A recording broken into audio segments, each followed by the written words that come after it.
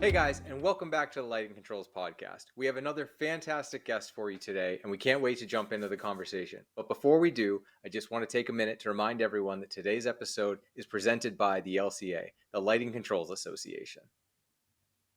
And it's financially supported by the National Association of Innovative Lighting Distributors. And if you haven't checked out our website yet, go to lightingcontrolspodcast.com to see all the great episodes that we have. Check out our news feed and even check out our merch store if you want to support the podcast and buy some cool merch like what Ron's wearing or has on his shelf behind him, if you're watching the video. But anyways, today we've got a guest, Bryan Lussier, who's from Barbizon. Bryan, do you mind just giving us a quick breakdown on who you are and what you do? Sure. So I'm Bryan Lussier, Barbizon Systems Integrator. My role is to help kind of bridge all those big questions of how do we get this thing changing colors? How do we get this thing actually talking to other stuff? Or how do we get our incandescent lighting system into something that is of this day and age into a working system that's easily to be understood and installed?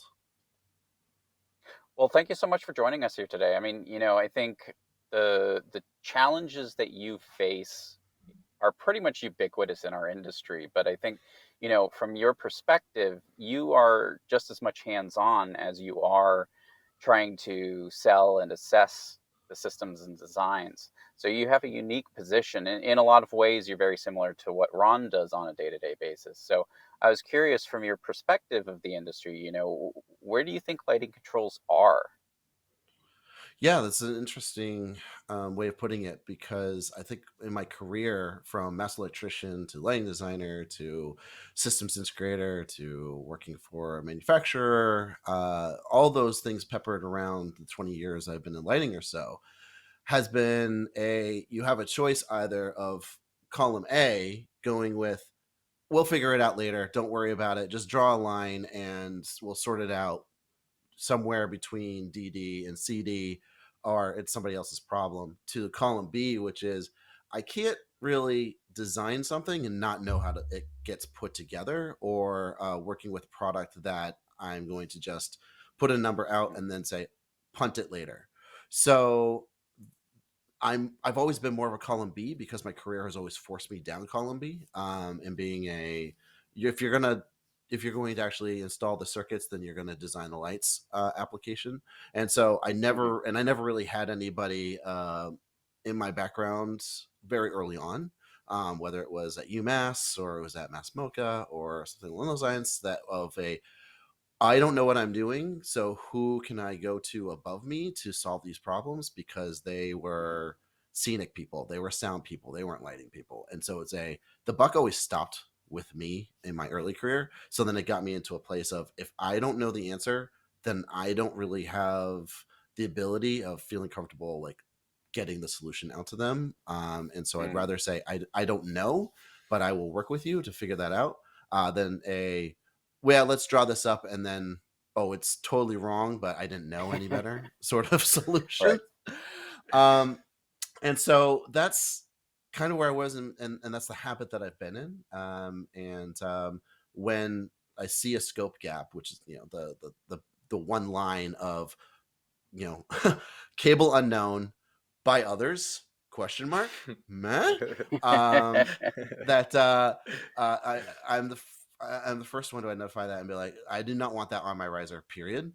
um, and I do not want that to be left until 99% of the system is installed, because Mhm. I've had too many jobs and too many past lives of that 1% is the end all be all to a working system. So, and now I'm in this role where I get to really live in that, not only the full scope and the full arc of the project, but really being that expert in in that last 1%, that is the rubber meets the road, and these are all the parts and pieces that actually are needed for the job, to get you to that bit and to be that advanced user, that advanced person who's able to also write it up in a quote and give it off to you as a turnkey solution. That's the Mhm. hardest thing, because a lot of people come up with solutions, but they don't come with turnkey solutions. Right. So, all right, before we dive into all of that, I want to jump Right. all the way back to almost like the first thing you said. You mentioned Master Electrician. Now, not Mhm. everyone that I assume you meant that from the theatrical world. Not everyone that watches and listens comes from the theater world. They come from the Yeah. architectural world too.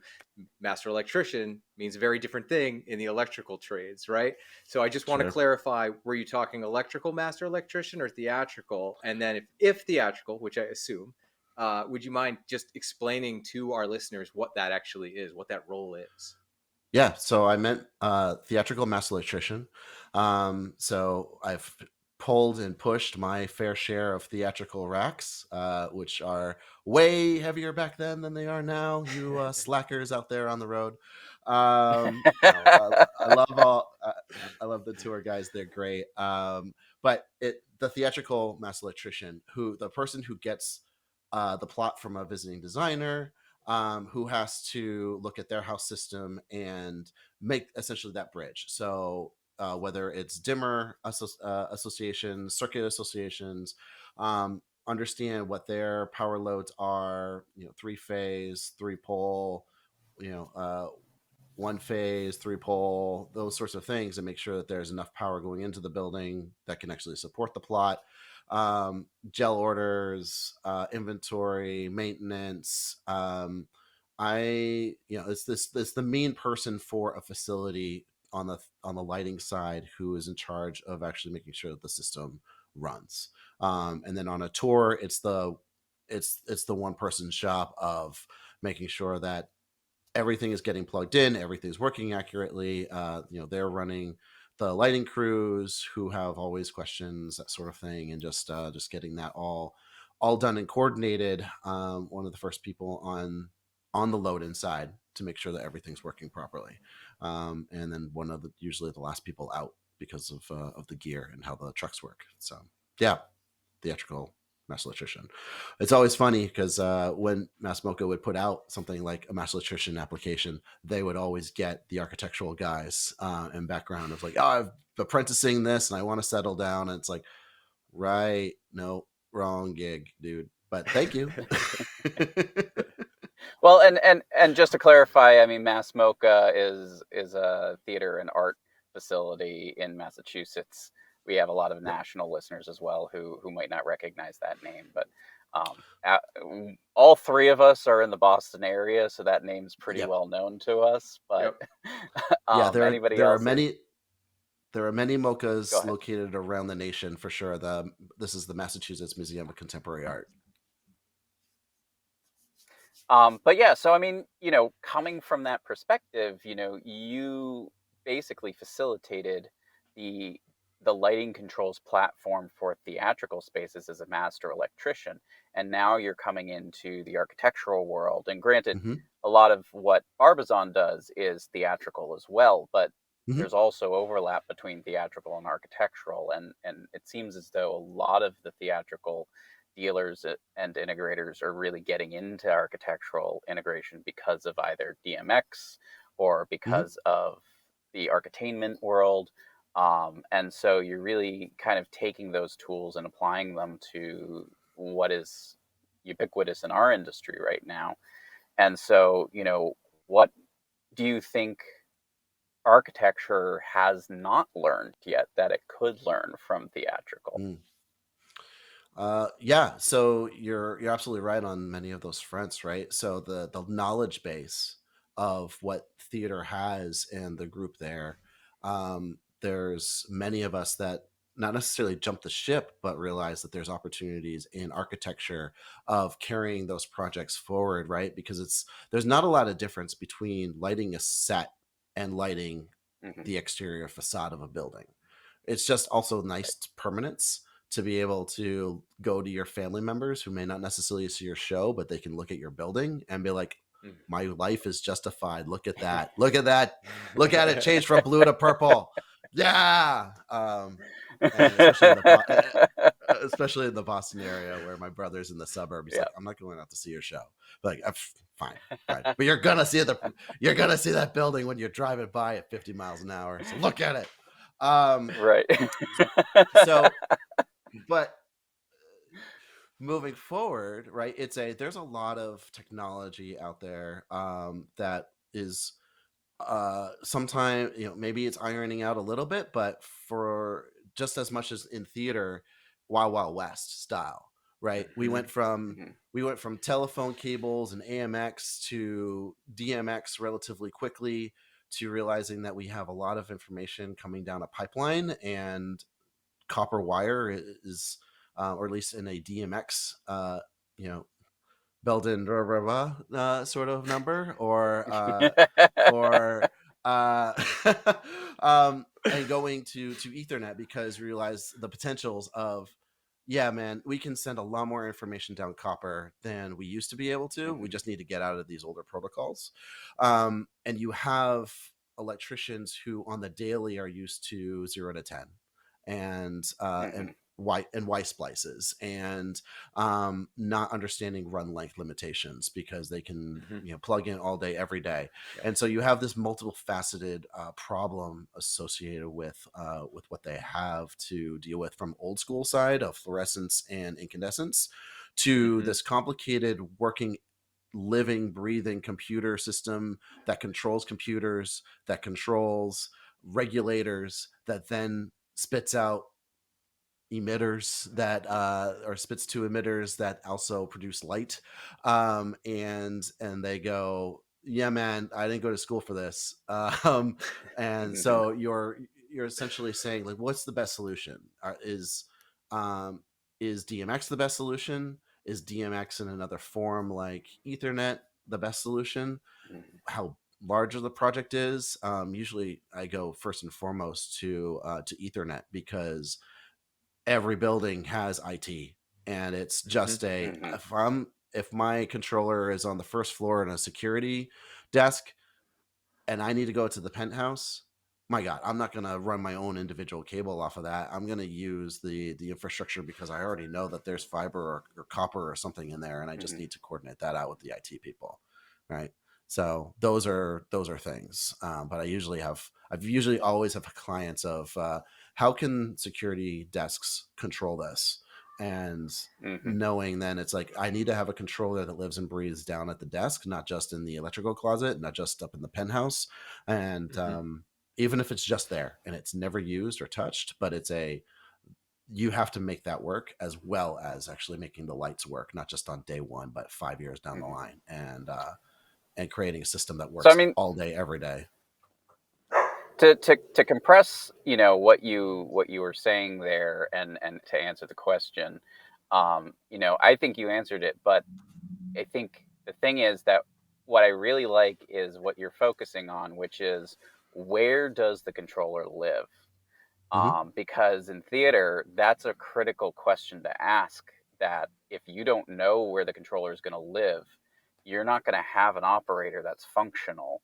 Um, so in theater, we use big control consoles, and during the Hmm. show or during tech, we need to program it. Usually, we bring the console out into the theater space so that the programmer is accessible.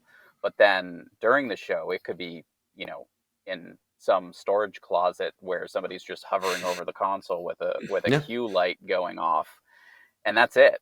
But it Yep. still needs to be considered, because if you don't have that control cable running back to that console, you don't have control. And so, in the same vein, in architecture, we do kind of neglect that question of, where Mhm. does the control go? Because a lot of people default to, well, where the switch is on the wall is where the control is going to be. Right. And to your point with the security desk, that's not an option. Hmm.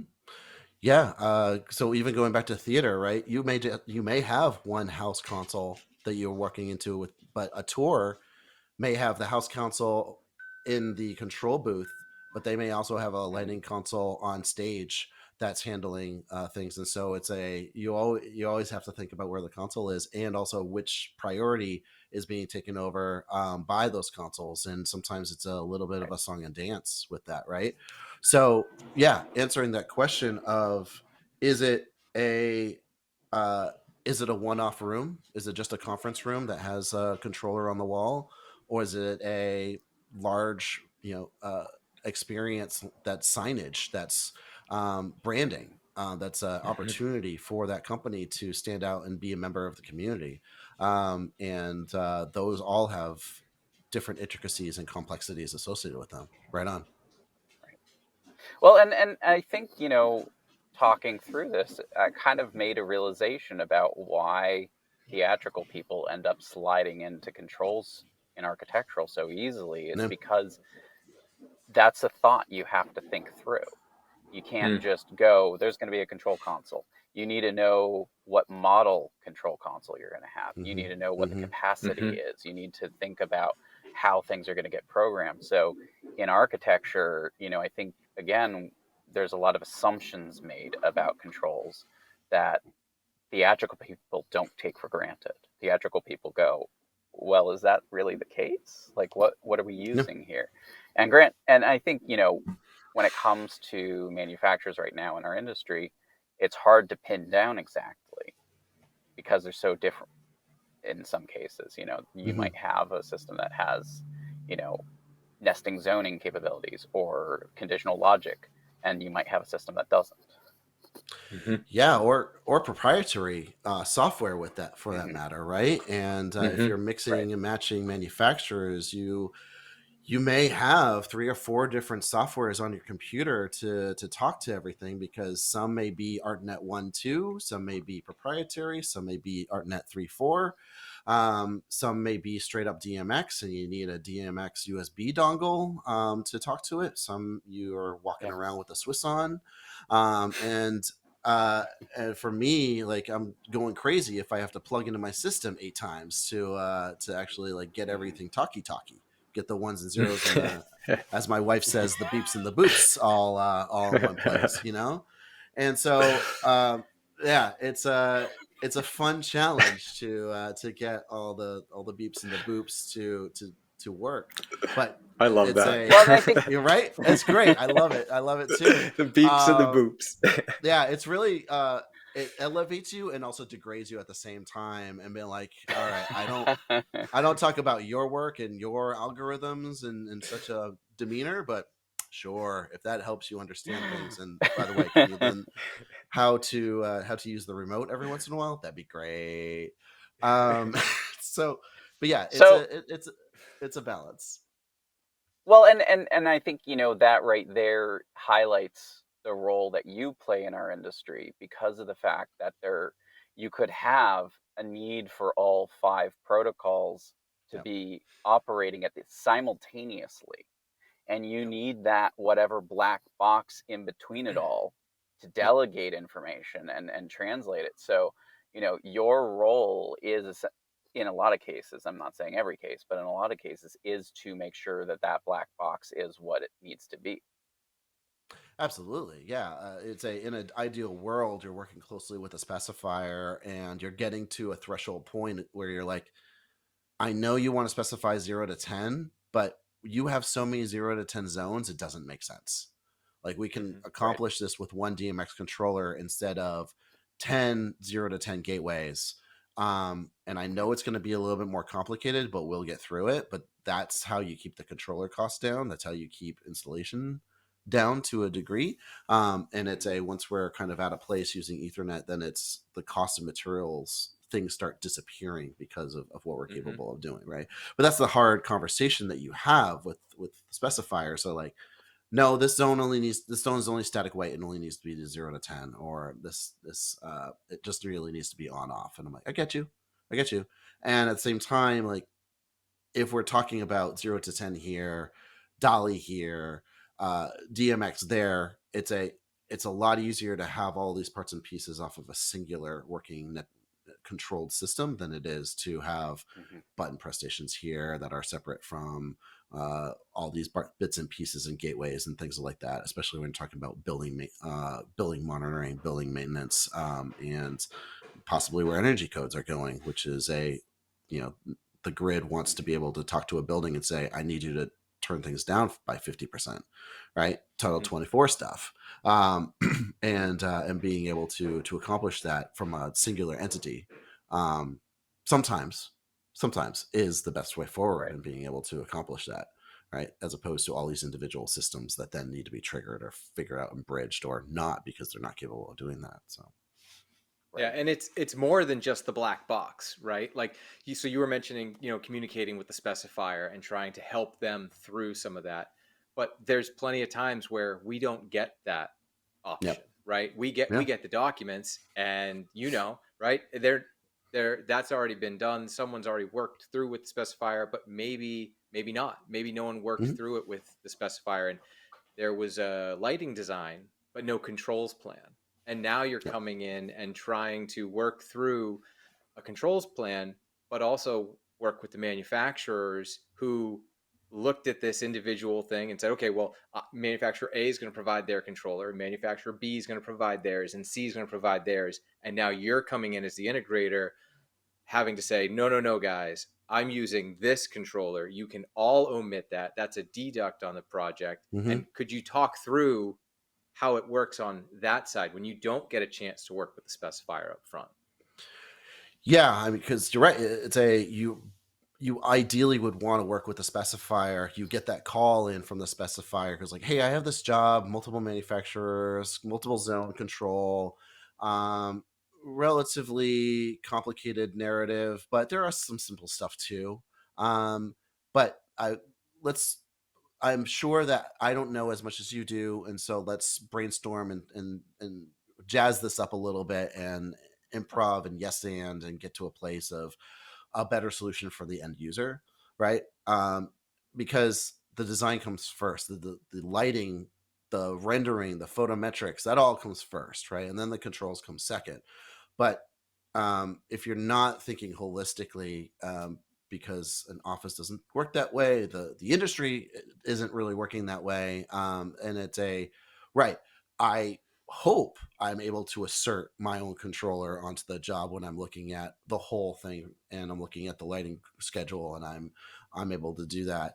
But there's also a difficulty with, you need to put in what has been specified, and you're hoping for that or equal element of it, but sometimes that is not there.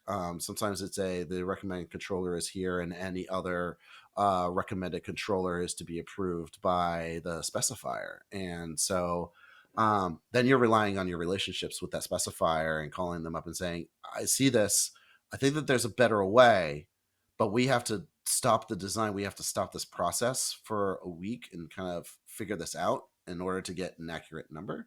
But I think you can work with a deduct, but it's a lot of, I think we can get to a deduct, but we have to kind of work and massage the design, and somebody hearing, we have to kind of put the brakes on a little bit and RFI this, and get to a place where it's all congealing and it's all massaged and the narrative really makes sense, is a challenge, because sometimes you get that bid and it's just go, go, go. Don't just give me the thing that I'm looking for that meets the need for this thing. Or it's hey, controls guy, you're coming in and you're going to program the controller that's been specified, and and so you may lose that narrative and just have to say, okay, I have the software, I'm knowledgeable, I'm going to address your fixtures, and I'm going to address this controller, and this is my narrow scope. And whatever happens downstream, or in the next room over, is going to be another headache for somebody else, and kind of stay in your lane. So sometimes it's a challenge when it's a job that you haven't been involved with, or your partners haven't brought you in from the early stage, because you ideally would want to be with them from all through, of just, this is what I think that you can do here and here, and let's kind of work together to draw that up, so that you're not needing to reinvent the wheel at 90% CD, or later on when you're in CA. It's great.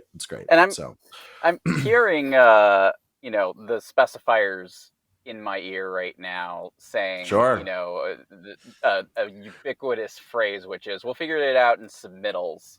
yeah, And well, so I'm curious yep. what your thoughts are on that statement. We'll do it live. That's fine. Right. Because I too have issues with that statement, right? And it's what got me in trouble in past lives as well. Of like, well, okay, I get it. You're really here to evaluate how many foot candles is on the floor. Good for you. I need to make this work. And I need to also extrapolate the vision that you haven't articulated on paper, or that your designers and draftsmen haven't figured out on paper. And I need to educate them, or I need to back this up and educate you, or um, get to a place where this makes sense, because the scope gaps are really what can drive me crazy, let alone everything else of, hey, we'll figure this out later. And if you kick the can too far down the road, next thing you know that there's a cliff and there's no can, and liability comes into play when you haven't specified the right things, right? And so Well, and so I'm yeah. curious, where is the line where it's acceptable to say that versus where it's not acceptable to say that? Because I mean, yeah, you're not going to be able to go through every little, mounting position and nail and say, this is what I want you to do. But at the same time, there is a point where you need to be clear enough that what is being provided is included in the price. Sure. A bar helps, and beer helps, and napkin drawings help. Those are the things that you learn when you're working in theater, is sometimes is how to solve these problems by getting people out of their comfort zones, out of their spaces, and out of their own heads, and out of their own way. It's something that I always work with as a person, and be like, okay, you know what? I'm in my own way. Let's figure this out. In a different way.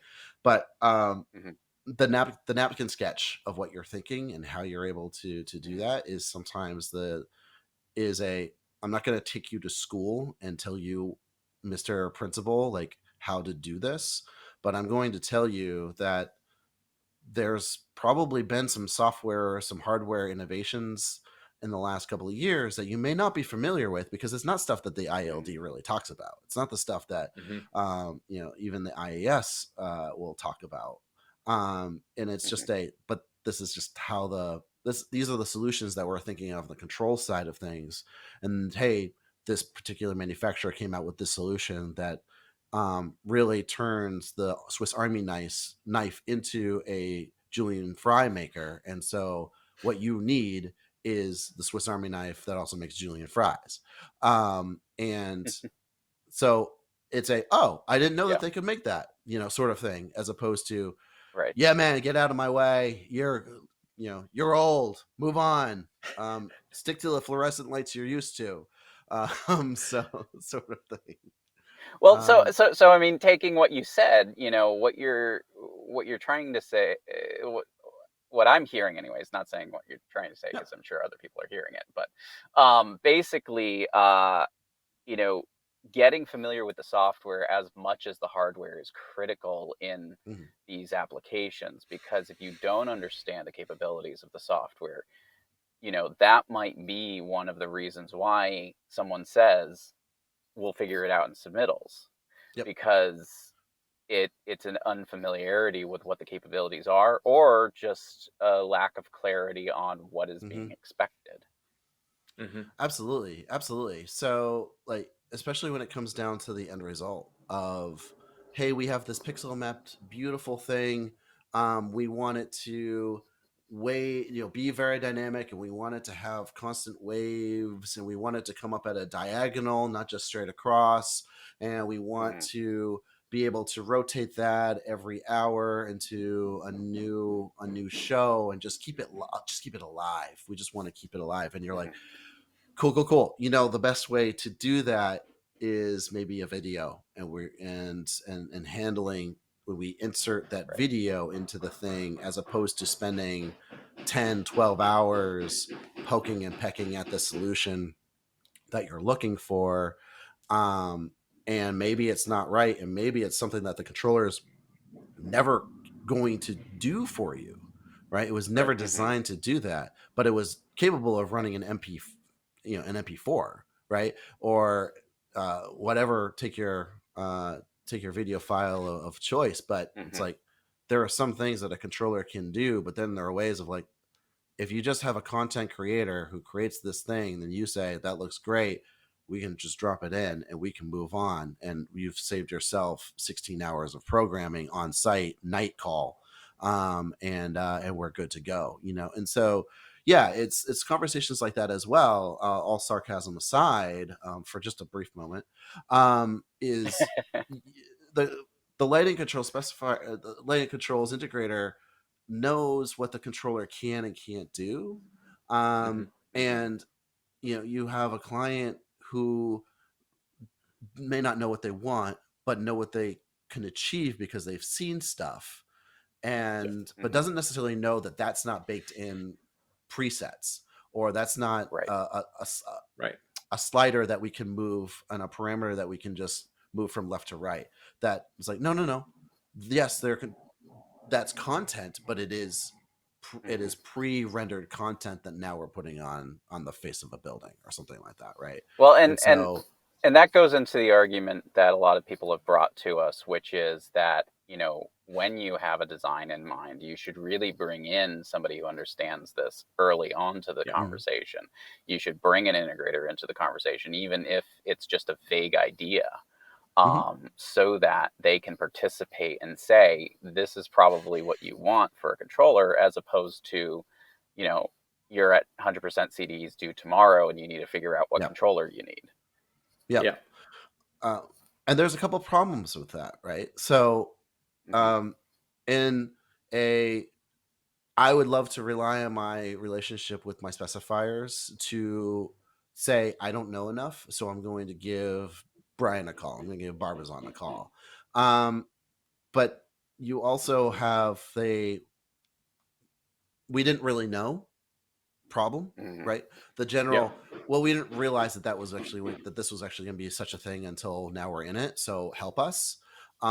Problem Right. to agents aren't necessarily interested in partnerships with other agencies or in lighting Hmm. control specifiers, right? Yep. So sometimes agents are working simply selfishly for themselves, right? They want to Hmm. own the controller, they want to own the fixtures, they want to own all the wires in between, and they want to work with their EC partners and their distributor partners, and they want to keep everything in house. And so you're fighting their motivations as well when they're looking at a package that they've been working on for 3 years, Hmm. and Hmm. they want to hold on to that client and that account, and they don't want someone to break up their pie. And let's face it, we're really good at getting our chunk of the pie that we need to take, but it is something that you're dealing with. Well, how many points are being taken away from us? How many points could we have Hmm. kept? Yep. Because Right. everyone's incentivized to hold on as much as they can on the sales side.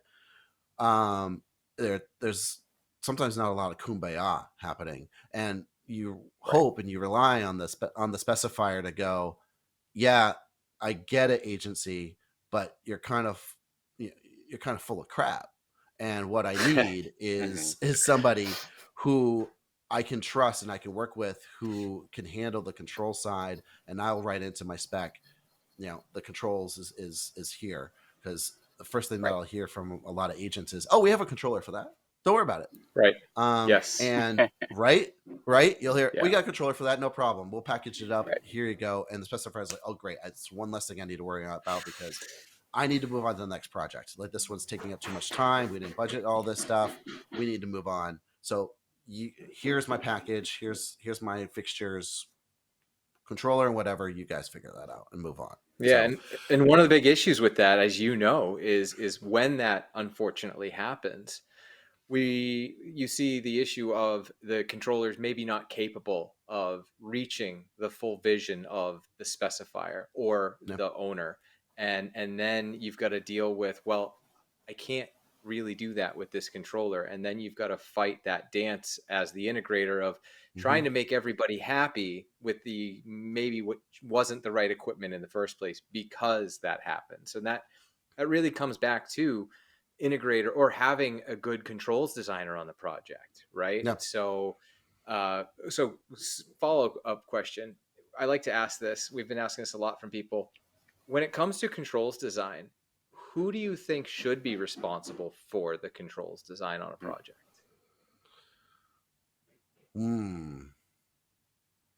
That's a great question, right? Because it requires, first of all, not the financial officers, right? They are. I hear so many people screaming at their speakers right now, but I hope in laughter and in affirmative, yes, but it, let the accountants account. Don't let because it's a because I can't trust an agent to do that. I can't. I would love to trust us.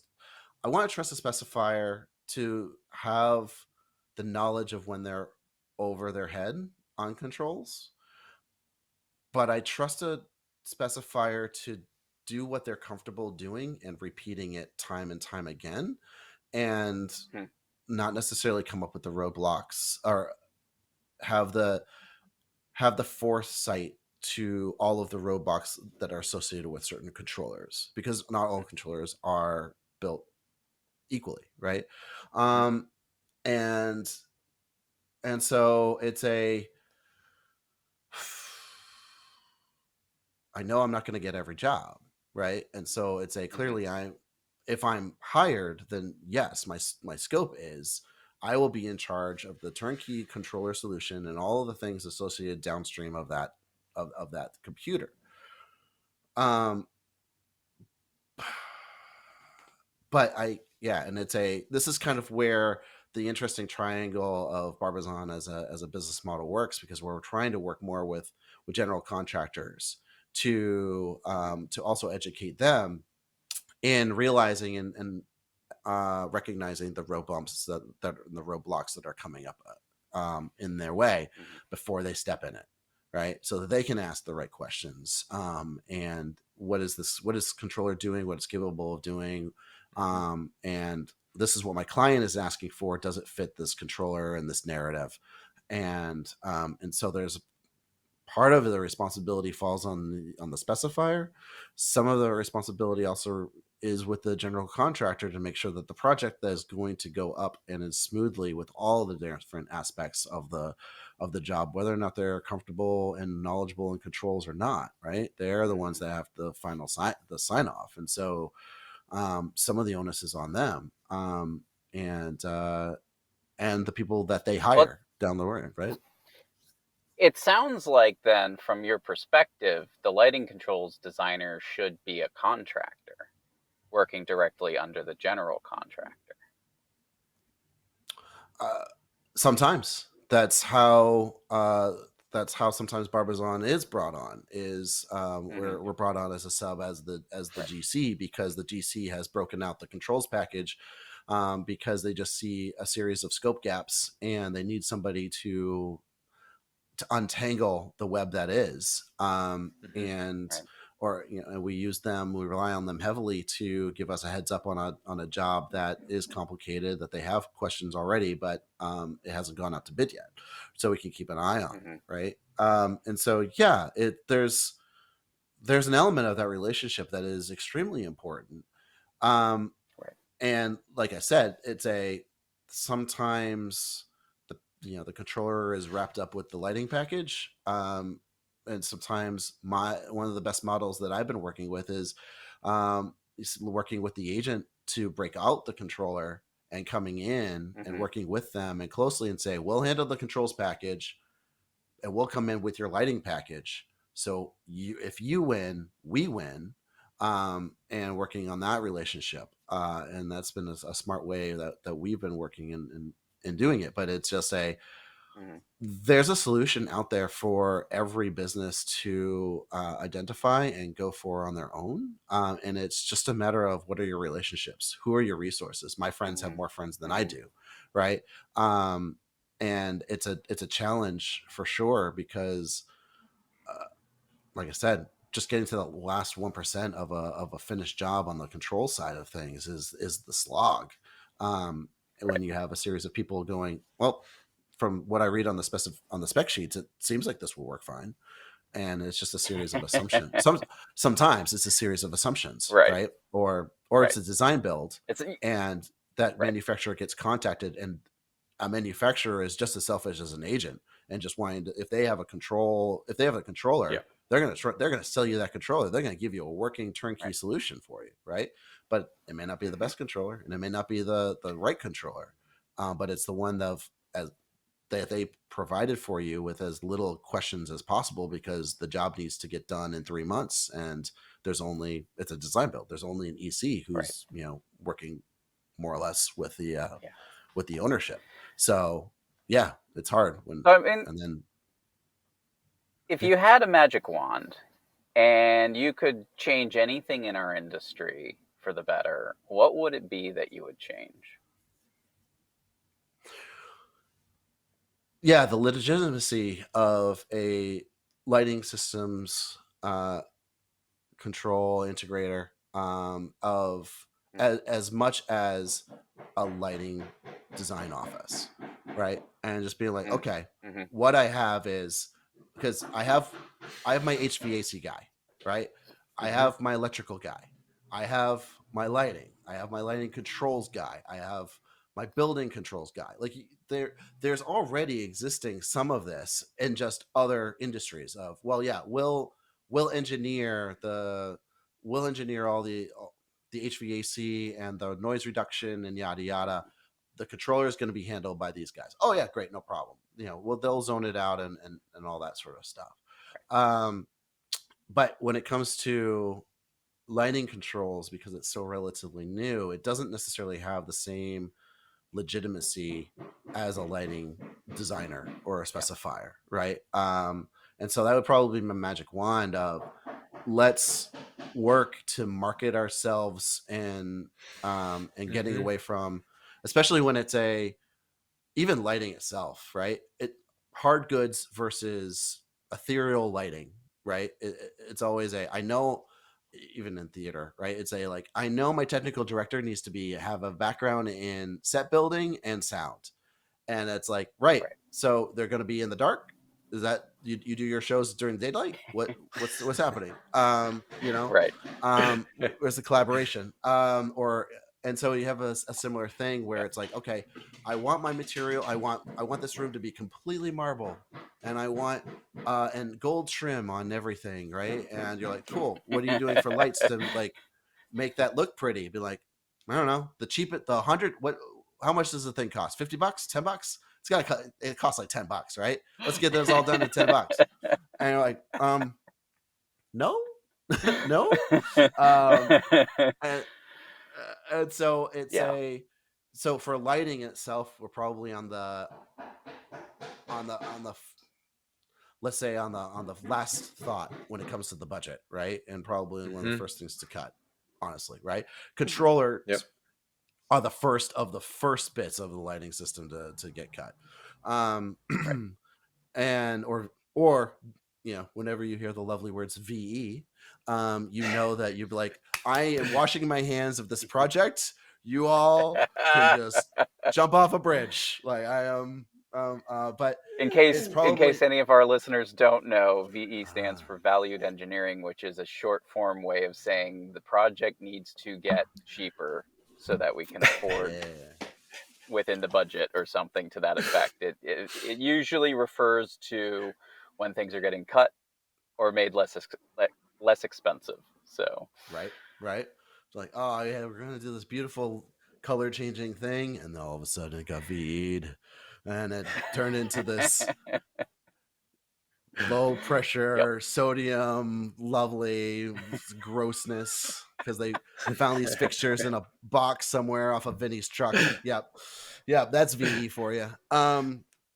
So that's probably where a lot of it is just the legitimacy of the lighting industry, which I know we've done great strides in the last last 20, 30 years, right? But it's still I don't need a lighting designer to do this. I can send it off to these people and things. And it's like, you need to get the pushback from the GCs. You need the pushback from the industry, from the architectural industry, and as a whole, to say, no. I'm not doing this job without somebody who really understands the lighting, because you can have there are a lot of projects out there that don't have lighting designers, and they're just getting cranked Right. out by the electrical engineers, right? And you Well, have a lot of and jobs to that, the credit of electrical engineers, there are oh yeah, definitely electrical engineers who know how to do lighting design. But to your point, what you're trying to say is that people who don't have training in lighting design are being asked to do lighting design. right, Right. yes, exactly. There are people out there in the industry, and some are great people, but there are projects where it's if you had given this a little bit more thought, or if you had said, no, this needs more thought, and we are not Yep. the office Mhm. to do that, then we would get to a place of, some projects need a lighting designer, some projects need a lighting control system integrator, and that's just what you need to get this job done successfully, as opposed to yeah, we'll do it. Yeah, sure, Right. let's get it done. And then Yeah. I'd say, like, oh man, this thanks for specifying the 32K cove lighting with the 45K down lighting. That was a good choice. Good job. Yep. Well, anyways, we're almost out of time here. So, Oh my I think goodness. it's Okay. really interesting. I know, the time has flown by, but as far as where you stand, I mean, you're a lighting controls integrator, dealer, specialist, and you come from theater, but I mean, really, what you're doing nowadays is much more akin to architecture than hmm theatrical, hmm and primarily because of the fact that theater really does execute lighting controls well, because it Yeah. needs to function flawlessly, just for argument's sake. Yep. And in architecture, we're still learning and growing, but it doesn't, I mean, from my perspective, we really haven't internalized all of the lessons that theater could teach us. Yeah. Mm-hmm. Primarily, and I think this does boil down to your last point, which is that we haven't legitimized lighting controls designers. We haven't said, we really need somebody who understands this to do this. Instead, we're leaning heavily on other people who say, sure, yeah, I can do that. And as a result, things are not happening flawlessly, and that might be the source of a lot of misconceptions in our industry. But also, there are people like you out there who are at the ready to help out on a project, so hmm long as you're tapped at the right time, brought in, your advice is solicited, and you can, in a lot of cases, assist the contractors to be able to execute it. Because otherwise, there's probably going to be some scope gap. Even the best designers in the world will sometimes gloss over something Yep. accidentally, Mm-hmm. or just, Yep. again, we'll leave it for submittal. But having somebody who has the keen eye to go, hold on a second, you can't do that this time, um, Yep. really is an essential part of a good lighting control system nowadays. And so getting people like you or Ron, or other people who are paying attention to those details is really essential.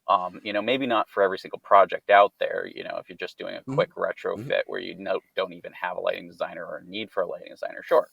But where you're doing really high design stuff, lots of DMX, lots of color changing, lots of pixel mapping or something to that effect, you hmm know, you can't just tap somebody who at random and say, do it. You really need Mm-hmm. somebody who not only knows how to do it, but also has done it in the past, maybe. So they're not just reading cut sheets and going, yeah, sure, it could work. Yep. So Well, yeah, in go college, ahead. right? You're used to learning from your biggest mistakes, or a show that didn't work, and as well as or the grid fought you every step of the way, or the inventory wasn't there, or just. But really, it also comes down to, the sometimes the inventory is what it is, and it relies on you to come up with something imaginative, right? Mm-hmm. Sometimes the best lessons, and unfortunately, a lot of these lessons are learned the hard way, when there's lots of money in lawsuits that are issued out and won and lost to try and be the greatest teacher of like, okay, before we jump, so a principal goes, before we jump into this job, this is what happened last time. We need to get these guys, like, we need to get somebody else involved to handle this stuff, right? Because I'm not going to like expose myself in that way again, right? And the resources were there. You didn't have to get to that place, right? And love to help with anyone out there who needs that help, right? And it's just a challenge when you're maybe not known by everybody, or the agents don't want to say, there's these guys down the road, they're a better shot for you in getting this done right. And so you're just trying to work all those political games to get you to a successful job, because at the end of the day, I just want the job to be working properly and working every day, right? Yes exactly. So that's what it is. Bryan, thank you. I'll wrap us up, but man, just thank you. Like, we could easily keep going, and I guess we'll have to probably have you come back on, because we could just keep going here. But for anyone who was reading between the lines today, I think another big takeaway from today's conversation, if you've been paying attention to previous episodes, is education. We never really said the word, but if you were reading between the lines today, education is at the forefront of a lot of the issues with the industry. And that's where Bryan and other integrators can really jump in to help, whether it's a specifier or an agent or an owner. Lean on the guys who have the knowledge. Lean on the teams who have that basis, who do this every day and can assist and provide that education of what's out there for controls, what's changing, what's happening. When you need the guy to connect the beeps and the boops, call your local integrator. They'll help you out. So, Bryan, thank you again. And I just want to remind everyone that today's episode was presented by the LCA, the Lighting Controls Association. And it's also financially supported by the National Association of Innovative Lighting Distributors. And check out our website if you haven't checked it out, or if you have, check it out again. We've always got our latest episodes up there and all of our previous episodes. A great news feed if you want to see what's current in the industry. And also check out our merch store if you want to support the podcast, buy some cool merch like what Ron was wearing if you were watching the video. But otherwise, everyone, thank you so much for joining us here today. And Bryan, thank you so much. This was a great conversation.